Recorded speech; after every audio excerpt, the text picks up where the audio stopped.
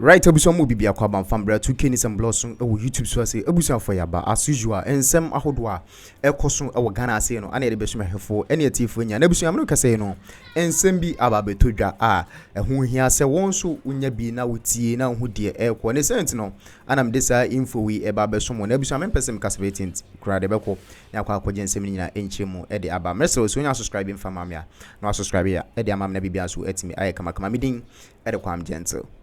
Having watched the video which was released by the presidency through Felix Ofosu-Kwakye, you could see from the video that all the standard requirements were met. All the standard requirements were met. In fact, it seems to me watching the video that inspection is even filmed. That filming that was released to the public could not have been done as an afterthought because by that time the place had left. So it is reasonable to assume that it is part of the standard procedure. And indeed these days, if you travel abroad, you see that at the security checkpoints, if you want to check for narcotics and so on, there's a small swipe. They used to touch your bag and so on. And if there's any narcotic in it, it will show. I saw them use it on the aircrafts and the materials in the aircrafts. And I'm sure you all saw them.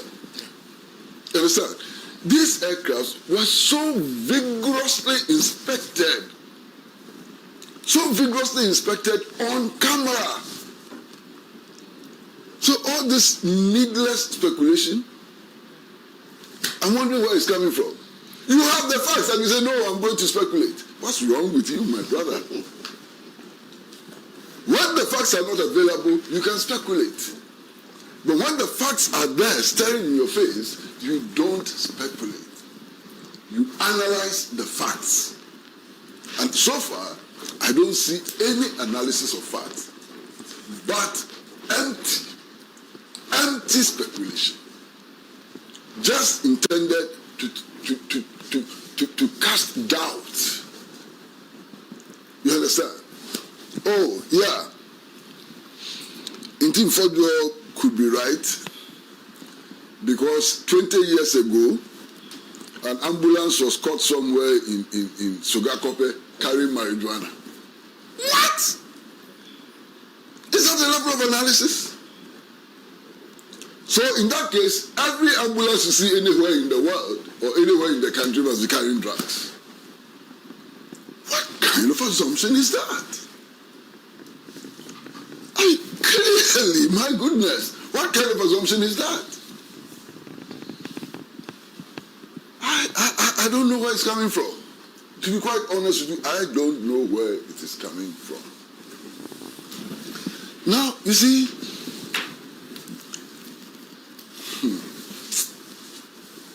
I listened to him for you. I've listened to him, I've read him over the period.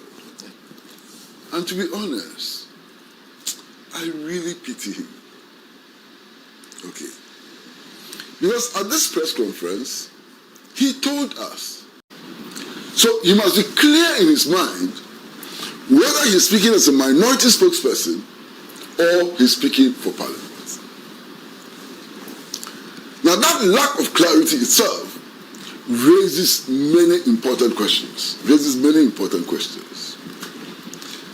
Now we do know that his claim that he was speaking for a parliamentary committee is at least doubtful. Okay? Because the chairperson of the committee has said he did not speak for us. He did not have our mandate. Raising substantial doubts about that claim. Now, there's something else which is important. If you listen closely to his press conference,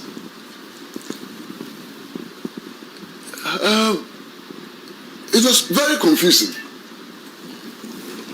At a certain point, he was saying that, look, this is the information that we have had, and that we would like the matter to be investigated.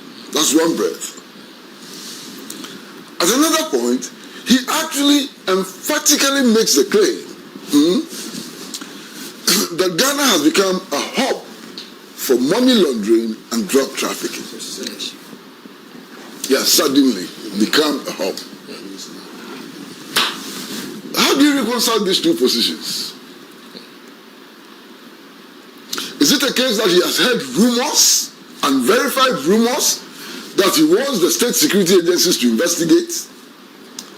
Or that now he has evidence to show that within this short period of 3 to 4 months, Ghana has become a hub for money laundering and drug trafficking?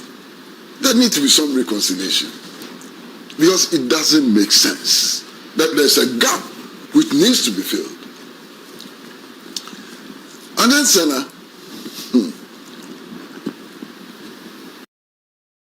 called logical acrobatics. Okay? This morning, this man, Honorable Intim Fadro, on his X page, is claiming that international agencies appear to vindicate his stand, and so on. What is the evidence? And Sana, if anybody is in doubt, please read it for them to understand.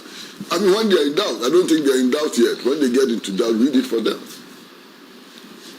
There's a Ghanaian working for an international agency, and he says that the allegations made by him in Team Fodro are serious allegations which require or need to be investigated in order to establish the fact. How is this a vindication? Tell me how this is a vindication. How is this a vindication? And this is used as a vindication. It says international agencies are confirming what I've said. I mean, what is this? What is this acrobatics? What is this gymnastics? What is it intended to achieve? You see, it doesn't end there.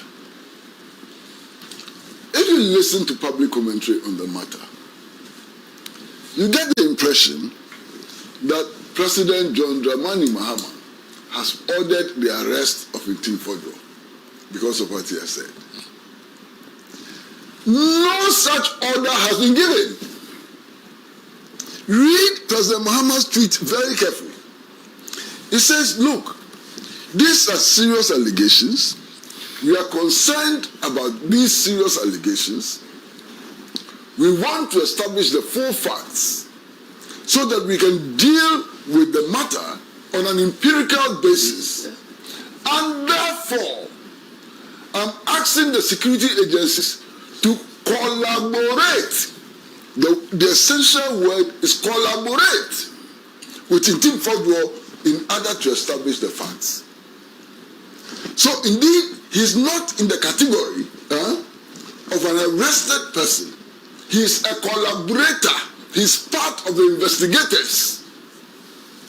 You understand what I'm saying? He is not to be arrested to prove. He says, come and help us, work with us to unravel the facts. He's not being arrested. I hope you get the difference. It says collaborate. So he's on the same pedestal as the security services in the effort to establish the facts. Okay? The man who in his first press conference is calling for investigations to establish the facts now turns around and says there's no need for investigations. You read his tweet. He says there's no need for investigations. But he called for the investigations in the first place. So what is this rigmarole? I don't understand it. Why these twists and turns and so on? And you see, my brother, look, I want to believe that every Ghanaian engaged in public commentary, public discussion, is doing so out of a need to contribute to developing a better understanding of our circumstances. including my brother Sabo, including Intim Fojo, and so on. And I want to hold this belief until I am proven wrong. You understand? Because if you don't do that, ab initio will interfere with people's rights to express themselves and so on. So the first point of call is that every Ghanaian has a right of free expression. And every Ghanaian who is speaking about everything is exercising that right until that right is abused. That is the way I want to look at things. In this particular case, it seems to me that the right of free expression is being so blatantly abused in order to serve partisan political interests. Partisan political interest which stands in conflict with national interests. And I am very deeply worried about that. Look, all of us, especially members of parliament, must know that there are consequences for countries when they are classified as narco countries, as countries engaged in drug trafficking and money laundering. There are severe sanctions and so on. So if you go out there without a shred of evidence to go and make such allegations, what we are actually trying to do is that we are calling for the imposition of sanctions on the country.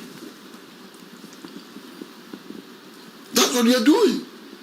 We are saying that our struggle as a people to sanitize the national economy and so on should be further jeopardized the imposition of sanctions.